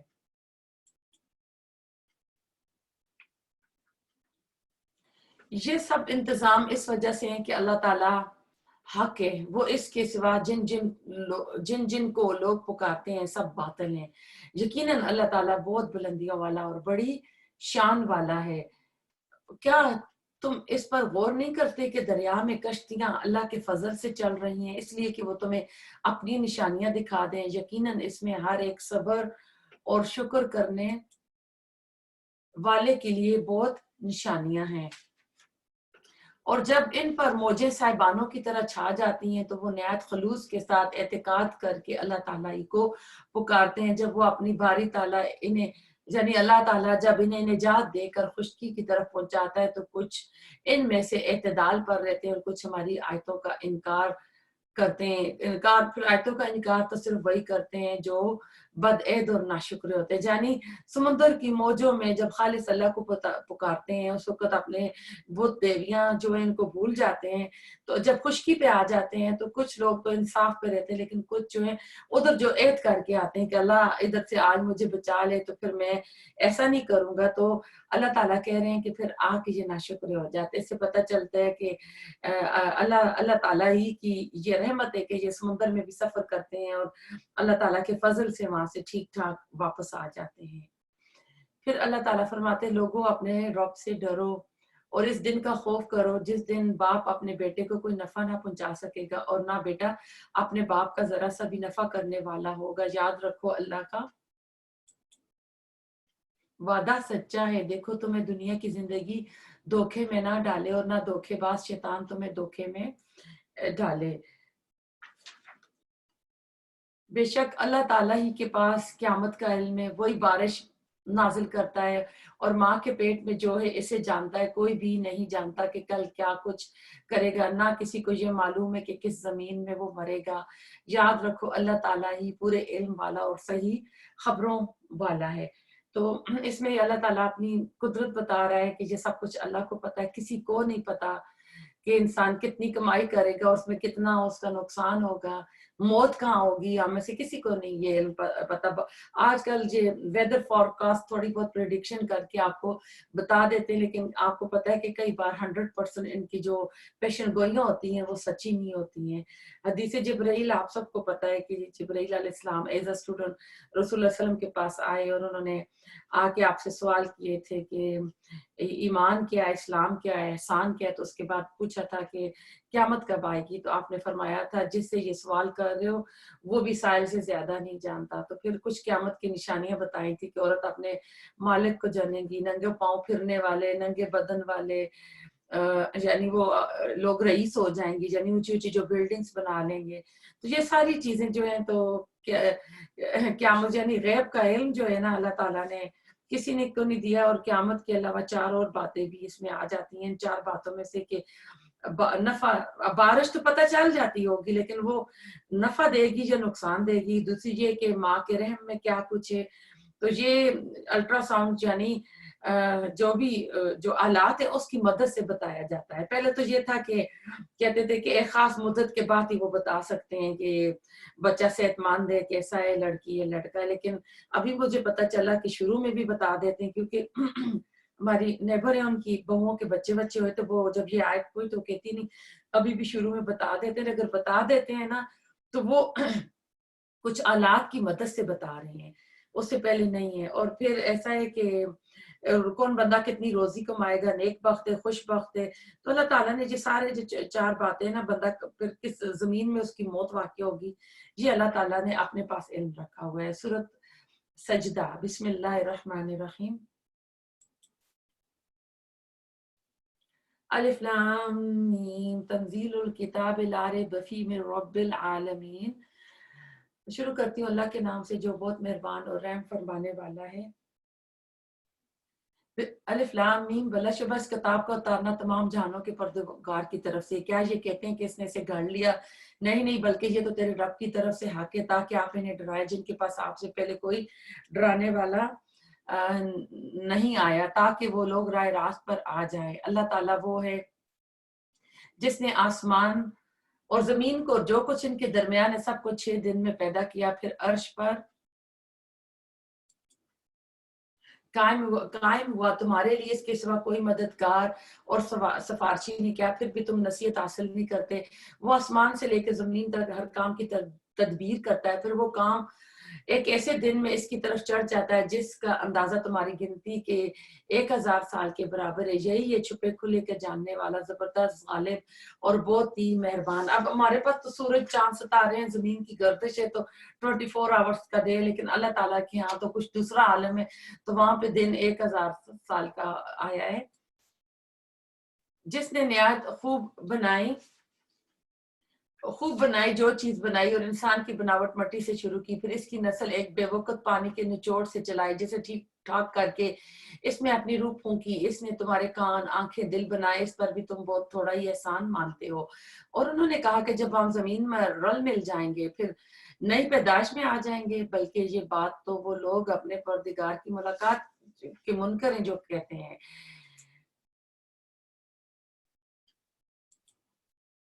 کہہ دیجئے تمہیں موت کا فرشتہ فوت کرے گا، جو تم پر مقرر کیا گیا ہے، پھر تم سب اپنے رب کی طرف لوٹائے جاؤ گے۔ کاش آپ دیکھتے جب کہ گناہگار لوگ اپنے رب کے سامنے سر جھکائے ہوں گے، کہیں گے اے ہمارے رب، ہم نے دیکھ لیا، سن لیا، اب تو ہمیں واپس لوٹا دے تاکہ ہم نیک اعمال کریں، ہم یقین کرنے والے ہیں۔ اگر ہم چاہتے تو ہر شخص کو ہدایت نصیب فرما دیتے، لیکن میری یہ بات بالکل حق ہو چکی ہے، میں ضرور جہنم کو انسانوں اور جنوں سے بھر دوں گا۔ اب یہ اللہ تعالیٰ جو ضرور کہہ رہے ہیں انسانوں کے اعمال کی وجہ سے کہہ رہے ہیں، اس میں اللہ تعالیٰ کسی کے اوپر ظلم نہیں کر رہے ہیں۔ اب تم اپنے اس دن کی ملاقات کے भूल जाने का मजा चखो, हमने तुम्हें भुला दिया, अपने किए हुए अमाल की शामत से अब्दी अजाब का मजा चखो। यानी अल्लाह ताला भी फिर जहन्नम में डाल के ना इन लोगों को भूल जाएगा, जैसे दुनिया की रंगीनी और रौनकों में ये अल्लाह को भूले हुए हैं। तो अपने अमाल की वजह से जब चले जाएंगे तो जैसे जैसे अमाल होंगे ना, उसको वैसे ही मशाकला कहते हैं कि अजाब दिया जाएगा। हमारी आयतों पर वही ईमान लाते हैं जिन्हें जब कभी इन से नसीहत की जाती है तो सजदे में गिर कर पड़ते और अपने रब के हम के साथ इसकी तस्बीह करते हैं और तकबर नहीं करते। बाद में आप सजदा कर लीजिएगा। इनकी करवटें अपने बिस्तरों से अलग रहती हैं, वो अपने रब को खौफ और उम्मीद के साथ पुकारते हैं और जो कुछ हमने इन्हें दे रखा है वो खर्च करते हैं। इसमें तहज्जुद की तरफ उठ के इशारा किया जा रहा है। कोई नफ्स नहीं जानता जो कुछ हमने इनकी आंखों की ठंडक इनके लिए पोशीदा कर रखी और जो कुछ करते हैं इसका बदला है। और कहते हैं अल्लाह ताला ने ऐसी जन्नत तैयार कर रखी जो किसी आंख ने नहीं देखी, किसी कान ने नहीं सुना, किसी दिल में इसका ख्याल नहीं आया। तो ये अबू हुरैरा ने कहा, बुखारी की हदीस है, तो अल्लाह ताला ने ऐसी मोमिनों के लिए जन्नतें तैयार कर रखी है। क्या वो जो मोमिन हो वो मिसाल इसके जो फासिक हो ये बराबर नहीं हो सकता है। साथ में अल्लाह ताला मोमिन और उसके जो जिद में लाए हैं मुकाबले में फासिक लेकर आए हैं। जिन लोगों ने ईमान कबूल किया, नेक अमाल भी किए, इनके लिए हमेशगी वाली जन्नत है, मेहमानदारी इनके अमाल के बदले जो वो करते थे। लेकिन जिन लोगों ने हुकूमत अदली की, इनका ठिकाना दोज़ख के, जब कभी इससे बाहर निकलना चाहेंगे इसी में लुटा दिए जाएंगे और कह दिया जाएगा कि अपने जुटलाने के बदले आग का अजाब चखो। बिल यकीन हम इन्हें करीब के छोटे से अजाब उस बड़े अजाब के सिवा चिखाएंगे ताकि वो लौट हाँ, दुनिया में जो अल्लाह ताला मुसीबतें, परेशानी, बीमारियां देता है उसकी तरफ इशारा है। इससे बढ़कर जालिम कौन है जिसे अल्लाह की आयतों से वास किया गया फिर भी इसने इनसे मुंह फेर लिया। यकीन मानो कि हम भी गुनहगारों से इंतकाम लेने वाले हैं। बेशक हमने मूसा को किताब दी, बस आप हरगिज इसकी मुलाकात में शक ना करना चाहिए। हमने इसे बनी इसराइल का हदायत का जरिया बनाया था। जब इन लोगों ने सब्र किया तो हमने इनमें से ऐसे पेशवा बनाए जो हमारे हुक्म से लोगों को हदायत करते हैं और हमारी आयतों पर यकीन करते हैं। आपका रब इन सब के दरमियान इन तमाम बातों का फैसला क़यामत के दिन करेगा जिनमें वो इख्तिलाफ कर रहे हैं। अभी दुनिया में तमाम फिरके बने हुए हैं एक दूसरे के साथ। हर कहता है ना मैं सच्चा, मैं सही हूँ, तो क़यामत के दिन सब इन्हें पता चल जाएगा। क्या इस बात ने भी इन्हें हिदायत नहीं दी कि हमने इनसे पहले बहुत सी उम्मतों को हलाक किया जिनके मकानों पे ये चल फिर रहे हैं। इसमें तो बड़ी बड़ी निशानियां, क्या फिर भी ये नहीं सुनते? क्या ये नहीं देखते कि हम पानी को बगैर गैर आबाद जमीन की तरफ बहा कर ले जाते हैं, फिर इससे हम खेतियां निकालते हैं जिससे इनके चौपाए और ये खुद खाते हैं? क्या फिर भी ये नहीं देखते? और कहते हैं कि ये फैसला कब होगा? अगर तुम सच्चे हो बतलाओ, जवाब दे दो। फैसले वाले दिन ईमान लाना बे ईमानों को कुछ काम ना आएगा और ना इन्हें ढील दी जाएगी। अब आप इनका ख्याल छोड़ दें और मुंतजिर रहे, ये भी मुंतजिर रहें। ये मक्का वालों के लिए रसूल सल्लल्लाहु अलैहि वसल्लम को कहा जा रहा है। सूरत अहज़ाब, अहज़ाब जो हज़ब की जमा है, हज़ब कहते हैं गिरोह को। ऐसा हुआ था कि ये मदीना के जो यहूद थे, रसूल सल्लल्लाहु अलैहि वसल्लम ने मदीना में इनके साथ मुलाकात तो कर ली थी, लेकिन उसके बाद उन्होंने दरमियान में वादा खिलाफी करते रहे और इनके साथ मक्का वालों के साथ मिल के और आसपास के सारे कबाइल को इकट्ठा करके मुसलमानों के ऊपर चढ़ाई इन्होंने शुरू कर दी जंग करने के लिए। तो उस तरफ है, तो ऐसा हुआ कि जब ओहद की लड़ाई इन्होंने जीत ली थी तो इनके हौसले बढ़ गए थे। तो मुसलमानों के ऊपर बड़े यानी खौफ का मकाम था मदीने में कि आसपास के कबीले के लोग झूठ मूठ का इस्लाम कबूल करते, रसूल सल्लल्लाहु अलैहि वसल्लम से कहते कि आप अपने जो कुरा और हफाज आपके इल्म वाले बंदे हमारे कबीले में भेजें, हमको इल्म सिखाएं। तो वो क्या करते थे, उनको एक बार 70 जो हाफिज थे उनको मारा गया। तो इस तरह की यानी वाक़ात हो रहे थे। तो जो माहौल था काफी खौफ वाला माहौल था मदीने में। तो इसमें बहुत सारे अहकामात हैं। अल्लाह करे हम लोग इसको अपने करें। ये काफी इसकी डिटेल इस बारे की काफी लंबी चल रही है। बिस्मिल्लाहिर्रहमानिर्रहीम। या अय्युहन नबिय्युत्तकिल्लाह वला तुतिल काफिरीन वल मुनाफिकीन इन्नल्लाह काना अलीमन हकीमा। ए नबी, अल्लाह से डरते रहना और काफिरों और मुनाफिकों की बातों में ना आना। अल्लाह ताला बड़े इल्म वाला और बड़ी हिकमत वाला है। जो कुछ आपकी जानब आपकी रब की तरफ से वही की जाती है इसकी ताबेदारी करे, यकीन माने अल्लाह ताला तुम्हारे हर एक अमल से बाखबर है। आप अल्लाह ही पर तवक्कुल रखें, वो कारसाजी के लिए काफी है। किसी आदमी के सीने में अल्लाह ताला ने दो दिल नहीं रखे। वो अपनी जिन बीवियों को तुम माँ के बैठे वो इन्हें अल्लाह ने तुम्हारी सचमुच माए नहीं बनाया और ना तुम्हारे लिए पालक लड़कों को वाकई तुम्हारे बेटे बनाएंगे। तो तुम्हारे अपने मुंह की बातें अल्लाह ताला हक बात فرماتا ہے اور سیدھی راہ سجاتا ہے۔ اصل میں اس صورت میں احکامات بہت ہیں اور بہت سی ایسی جو باتیں تھیں اللہ تعالیٰ اس معاشرے سے ختم کرنا چاہ رہے تھے۔ ایک تو یہ تھا کہ اگر کوئی شوہر اپنی بیوی سے کہہ دیتا تیری پیٹھ جو ہے میری ماں کی طرح ہے، تو وہ بیوی اس پہ حرام ہو جاتی تھی، طلاق ہو جاتی تھی۔ تو ایسی ہی ایک عورت آ کے رسول اللہ صلی اللہ علیہ وسلم سے فریاد کر رہی تھی، آئی تھنک ہولا نام آتا ہے ان کا، اور حضرت عائشہ کہہ رہی ہیں کہ وہ آہستہ آہستہ باتیں کر رہی تھی، میں نے نہیں سنی اور اللہ تعالیٰ نے سن لی۔ تو وہ اللہ تعالیٰ کہہ رہے ہیں کہ یہ وہ تمہاری مائیں نہیں ہوتی، وہ تمہاری بیویاں، ایسا کہنے سے وہ طلاق نہیں ہوتی۔ ایک تو اس رسم کو ختم کیا، دوسرا زید بن حارثہ رسول اللہ صلی اللہ علیہ وسلم کے منہ، یعنی آپ کے غلام تھے، آپ نے آزاد کر کے اس کو اپنا بیٹا بنا لیا، اس وقت تک حکم نہیں آیا تھا، اور اس کو حارث بن محمد بھی کہا جاتا تھا۔ تو پھر جب آ گیا کہ یہ بیٹے نہیں ہیں تو پھر آپ نے اپنا نام واپس لے لیا۔ اب ایسا تھا کہ رسول اللہ صلی اللہ علیہ وسلم کی جو پھوپھی زاد زینب تھی اس کا نکاح حارث سے ہوا تھا، اور وہ بھی آپ ہی نے کروایا، اللہ کے حکم سے ہوا تھا، لیکن پھر زینب جو تھی آزاد عورت تھی، اعلیٰ خاندان کی تھی، تو وہ کیونکہ غلام تھے تو اس کو جو آتا ہے نا اسٹیٹس سسٹم، اس وجہ سے وہ ان کو قبول نہیں کر رہی تھی۔ اور اللہ تعالیٰ وہی کے ذریعے رسول اللہ صلی اللہ علیہ وسلم کو بتا رہے تھے کہ زید جو ہے اس کو طلاق دے گا تو زینب سے آپ نے نکاح کرنا ہے، اور اللہ تعالیٰ اس رسم کو ختم کر رہے تھے رسول اللہ صلی اللہ علیہ وسلم کے ذریعے۔ اور آپ اپنی جیسے دیکھیں قربانی دے رہے تھے، تو آپ کو یہ بات بہت ہی گراں، بہت ہی بھاری لگ رہی تھی کہ میں ان جو آس پاس منافق ہیں، یہود ہیں، مکہ والے ہیں، میں ان سے کیسے اپنی جان بچاؤں گا، کہ اس وقت جو منہ بولا بیٹا ہوتا تھا سکے بیٹے کی برابر ہوتا تھا، اور وہ کہیں گے کہ اس نے اپنی بہو سے نکاح کر لیا۔ تو آپ بار بار اس میں زید کو کہتے تھے کہ نہیں آپ جائیں، جا کے آپ گزارا کریں، اپنا کریں، لیکن اللہ کا حکم یہ ہو رہا تھا، یعنی اس رسم کو اللہ تعالیٰ رسول اللہ صلی اللہ علیہ وسلم کے ذریعے توڑ رہا تھا۔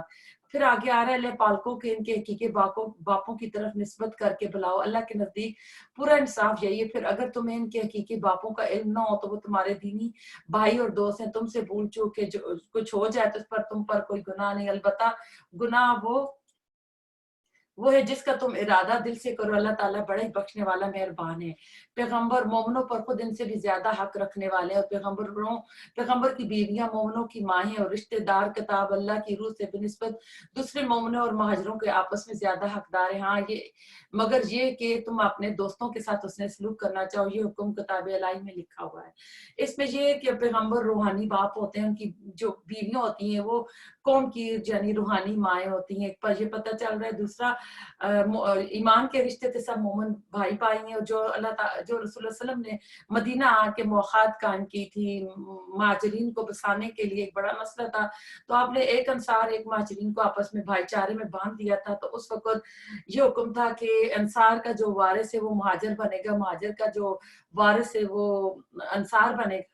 پھر جو سورۃ نساء میں آیت میراث پڑھنی تو اس کے مطابق یہ ختم ہو گیا تھا۔ تو یہ اس میں وہ کار ہے کہ اس نے سلوک سے کچھ تھوڑا بہت اپنے دوستوں کو دینا چاہے تو اس طرف اشارہ ہے۔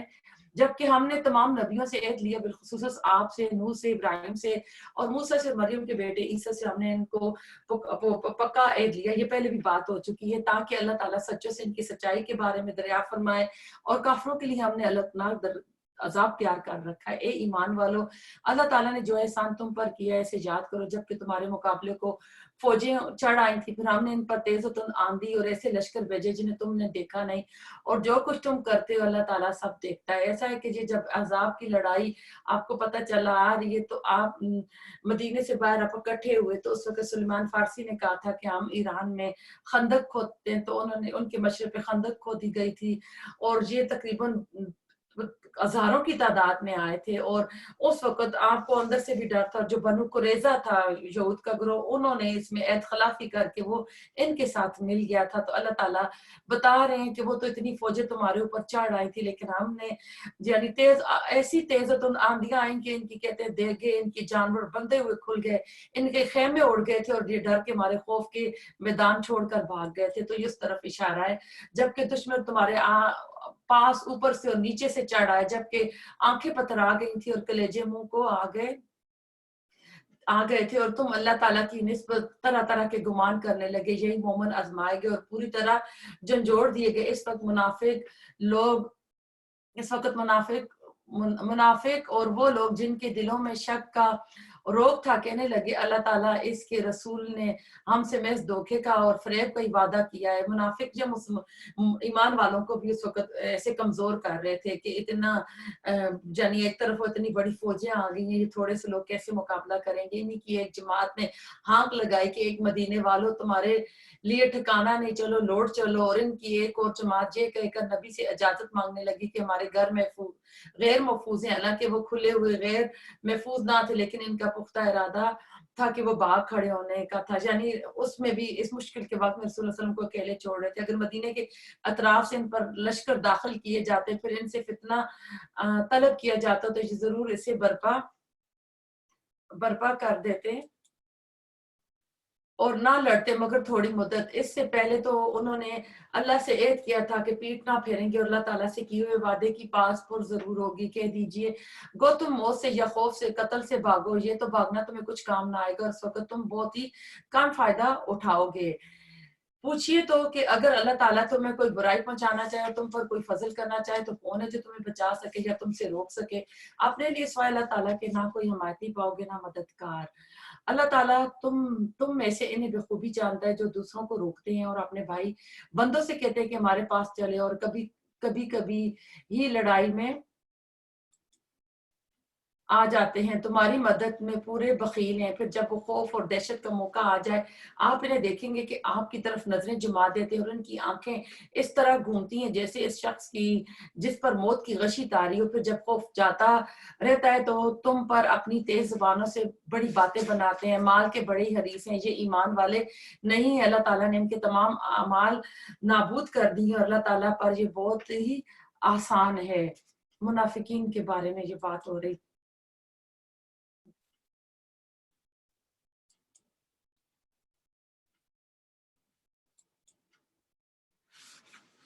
سمجھتے ہیں کہ اب تک لشکر اور اللہ تعالیٰ پر یہ بات بہت آسان ہے, اور سمجھتے ہیں کہ اب تک لشکر چلے نہیں, اور اگر فوجیں آ جائے تو تمنائیں کرتے ہیں کہ کاش وہ صحرا میں بادہ نشینیوں کے ساتھ ہوتے, تمہاری خبریں دریافت کیا کرتے. اگر وہ تم میں موجود ہوتے تو بھی کیا نہ لڑتے مگر برائے نام. یقیناً تمہارے لیے رسول میں عمدہ نمونہ ہے ہر اس شخص کے لیے جو اللہ تعالیٰ کی اور قیامت کے دن کی توقع رکھتا ہے, بکثرت اللہ تعالیٰ کو یاد کرتا ہے.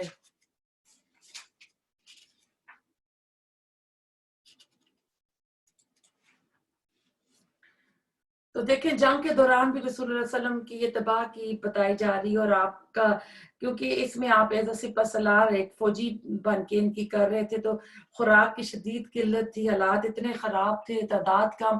تو اس وقت رسول اللہ علیہ وسلم کا بتایا جا رہا ہے کہ آپ میں بہترین یعنی اخلاق کا نمونہ بنا کر آپ میں بھیجے گئے ہیں, اور اتباع کی اس میں بتایا جا رہا ہے, شرائط بھی بتایا جا رہی ہیں. اور مومنوں میں ایسے لوگ بھی ہیں جنہوں نے جو عہد اللہ سے کیا تھا انہیں سچا کر دکھایا, بعض نے تو اپنا عہد پورا کر دیا اور بعض موقع کے منتظر ہیں اور انہوں نے کوئی تبدیلی نہیں کی, تاکہ اللہ تعالیٰ سچوں کو ان کی سچائی کا بدلہ دے. اگر چاہے تو منافقوں کو سزا دے یا ان کی توبہ کو قبول فرمائے. اللہ تعالیٰ بڑا ہی بخشنے والا بہت ہی مہربان ہے. اللہ تعالیٰ نے کافروں کو غصے میں بھرے ہوئے ہی نامراد لٹا دیا, انہوں نے کوئی فائدہ نہیں پایا, اور اس جنگ میں اللہ تعالیٰ خود ہی مومنوں کو کافی ہو گیا. اللہ تعالیٰ بڑی قوتوں والا اور غالب ہے. دیکھیں اگر ایمان سچا اللہ پہ توکل ہے تو کس طرح اللہ تعالیٰ مدد فرماتا ہے. اور جن اہل کتاب نے ان سے ساز باز کر لی تھی, انہیں بھی اللہ تعالیٰ نے ان کے قلعوں سے نکال دیا اور ان کے دلوں میں روب ڈال دیا کہ تم ان کے ایک گروہ کو قتل کر رہے ہو اور ایک گروہ کو قیدی بنا رہے ہو. یہ بنو قریظہ نے جو بیعت شکنی کی تھی, تو اس کے بعد رسول اللہ صلی اللہ علیہ وسلم اپنی زرہ اور اتار رہے تھے, تو جبرائیل علیہ السلام آگے کہ آپ کیوں اپنی زرہ یعنی جنگی لباس اتارے؟ ہم نے تو نہیں اتارا, اللہ کا حکم ہوا ہے کہ ابھی قریظہ میں جاؤ. اور قریظہ کی طرف گئے تھے تو یہ سب اپنے اپنے قلعوں میں بند ہو گئے تھے, تو پھر ان کے اوپر حکم یہی آیا تھا کہ ان کو مارا جائے. تو انہوں نے کہا تھا کہ نہیں, زید بن معاذ کا کہ یہ ہمارے اندر وہ فیصلہ کرے گا. تو سعد بن معاذ نے تو سعد بن معاذ نے جو ان کے اندر فیصلہ کیا تھا, اگلی آیت پڑھ کے میں سناتی ہوں. اور اس نے تمہیں ان کی زمینوں کا, ان کے گھر بار کا, ان کے مال کا وارث کر دیا, اس زمین کا بھی جس کو تمہارے کمدموں نے روندا نہیں، اللہ تعالیٰ ہر چیز پر قادر ہے۔ تو ایسا ہوا تھا کہ سعد بن معاذ نے اس لڑائی میں سعد بن معاذ کو چوٹ لگ گئی تھی، گہرا زخم لگا تھا، ان کا خیمہ مسجد نبوی کے ساتھ کر دیا تھا اور خون بہہ بہہ کے آ رہا تھا، اور اللہ تعالیٰ نے تھوڑی دیر کے لیے اس کا خون یعنی روک دیا تھا، پھر اسی سے ان کی موت واقع ہو گئی تھی۔ تو جو فیصلہ دیا تھا بنو قریظہ کے بارے میں کہ سب مردوں کو قتل کر دیا جائے، عورتوں اور بچوں کو غلام بنا لیا جائے، اور ان کے اموال اور مجاہدین میں تقسیم کر دیا جائے، رسول اللہ علیہ وسلم نے کہا کہ یہ فیصلہ سن کر کہ تم نے وہی فیصلہ کیا جو 7 آسمانوں کے اوپر سے اللہ تعالیٰ کا فیصلہ ہے۔ جو بخاری کی حدیث ہے، یہ فیصلہ سعد بن معاذ نے کیا تھا، لیکن رسول اللہ کو جہاں زیادہ بدنام کیا جاتا ہے نا، اس پہ بھی کیا جاتا ہے کہ آپ نے یہ کیا تھا، حالانکہ یہ انہی کا جو انہوں نے آپس میں بھائی چارہ کیا ہوا تھا نا، قبائل کے ساتھ دوستی، تو اس کو بڑا مانتے تھے۔ اس کے بعد سعد بن معاذ فوت ہو گئے تھے، تو آپ کو پتہ ہے کہ اللہ تعالیٰ کا عرش ہل گیا تھا ان کی موت کی وجہ سے۔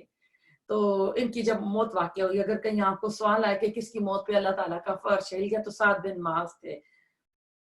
پھر ایسا تھا کہ بغیر جنگ کے، اس کو مال فے بولا جاتا ہے، جو بغیر جنگ کے سامان ملے۔ اے نبی اپنی بیویوں سے کہہ دو اگر تمہیں زندگانی دنیا اور زینت دنیا چاہیے تو میں تمہیں کچھ دے دلا دوں، تمہیں اچھائی کے ساتھ رخصت کر دوں۔ ایسا ہے کہ کچھ کہتے ہیں کہ خیبر فتح ہو گیا اور کچھ مال وال زیادہ آ گیا، تو رسول اللہ علیہ وسلم کی بیویوں نے بھی کہا کہ ہمیں خرچہ اور چاہیے۔ تو یہ آیتیں اخیار ہے، یہ آیت ان کو اختیار دیا گیا تھا۔ ایک آپ نے آیت مبائلہ پڑھی تھی، یا آیت اخیار ہے کہ اگر آپ کو کچھ چاہیے تو دے دلا کے آپ جائیں، طلاق لے کے چلی جائیں۔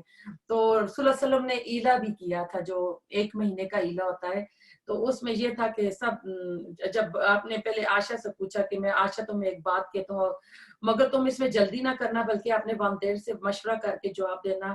آپ نے یہ بات اور آپ صلی اللہ علیہ وسلم یہ خوب جانتے تھے کہ میرے والدین آپ سے جدا ہونے کا مجھے کبھی مشورہ نہ دیں گے، یہ عائشہ بول رہی ہے۔ چنانچہ آپ نے فرمایا اللہ تعالیٰ کا ارشاد ہے، یہ آیت پڑھی کل یا النبی کل ازواج کا، میں نے کہا میں اس معاملے میں اپنے والدین سے کیا مشورہ کروں گی، میں تو خود بہرحال اللہ اور اس کے رسول اور آخرت کی بھلائی چاہتی ہوں۔ پھر آپ نے یہی بات دوسری بیویوں سے بھی پوچھی تو سب نے وہی جواب دیا جو میں نے دیا تھا۔